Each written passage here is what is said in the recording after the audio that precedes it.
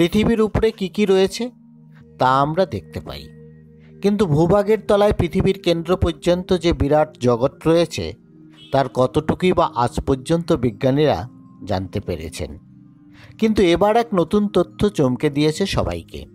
বিজ্ঞানীরা জানিয়েছেন পৃথিবীর উপরিভাগ যে অভিমুখে ঘুরছে তার কেন্দ্র ঘুরছে ঠিক তার বিপরীত অভিমুখে। এমনকি একসময় নাকি পৃথিবীর কেন্দ্র ঘুরতে ঘুরতে থেমে গিয়েছিল। যদি তাই হয় তাহলে কি হতে পারে? এর ফলে ধ্বংস হয়ে যেতে পারে কি জীবকুল? আসুন জেনে নেওয়া যাক। ভূমিকম্প বা আগ্নেয়গিরি থেকে হঠাৎ অগ্নুপাতের উপস্থিতি টের পাওয়া যায় পৃথিবীর ইনার কোর অর্থাৎ কেন্দ্রস্থলে।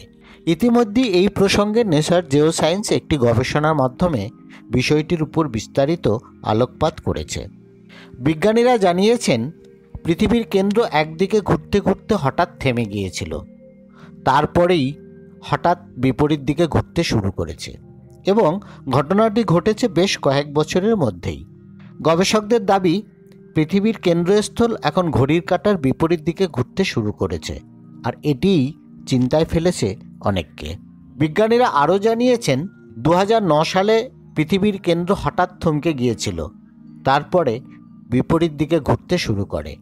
সংবাদ সংস্থা সূত্রে খবর, চীনের পিকিং ইউনিভার্সিটির গবেষকরা এই বিষয়টি জানতে পেরেছেন এবং এটিও জানা গিয়েছে মোটামুটি প্রতি 35 বছর অন্তর পৃথিবীর কেন্দ্রভাগ নিজের ঘোরার দিক পরিবর্তন করতে পারে, তবে কখনো কখনো 70 বছরও চলে এটি। 1970 সালের গোড়ার দিকে প্রথমবার পৃথিবীর কেন্দ্রের ঘূর্ণনের কথা টের পান বিজ্ঞানীরা।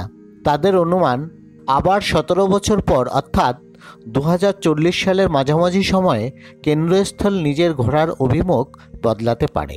পিকিং ইউনিভার্সিটির গবেষকরা 1995 সাল থেকে 2021 সাল পর্যন্ত হওয়া সমস্ত ভূমিকম্পের গতি প্রকৃতি পর্যবেক্ষণ করে জানিয়েছেন ঘূর্ণনের এই পরিবর্তন সম্ভবত দিনের দৈর্ঘ্যের পরিবর্তনের সঙ্গে জড়িত। পৃথিবী নিজের অক্ষে যেভাবে সারাক্ষণ ঘুরে চলেছে তার উপরও প্রভাব ফেলতে পারে কেন্দ্রের ঘূর্ণন। কিন্তু এটি কি বড় কোনো বিপদ ডেকে আনতে পারে? এই ঘটনার ফলে জীবকুলের অস্তিত্ব কি বিপন্ন হতে পারে? গবেষকরা অবশ্য জানিয়েছেন তেমন কোনো আশঙ্কা নেই। পৃথিবীর উপরিতলে এই ঘূর্ণনের প্রভাব টেরও পাওয়া যাবে না, ফলে এই মুহূর্তে জীবকুলের কোনো ভয় নেই বলে আশ্বাস দিয়েছেন তারা। তবে গবেষকদের একাংশ দাবি করেছেন যে ম্যান্টল এবং ক্রাস্টের ঘূর্ণনের গতিবেগের চেয়ে কোর এলাকার ঘূর্ণন প্রতি বছর বেড়েই চলেছে। বন্ধুরা, এই ভিডিওটি সম্পর্কে কোনো প্রশ্ন থাকলে আমাদের কমেন্ট বক্সে কমেন্ট করে জানান। ভালো লাগলে লাইক করুন, শেয়ার করুন এবং আমাদের চ্যানেলটি সাবস্ক্রাইব করে সঙ্গে থাকুন। ধন্যবাদ।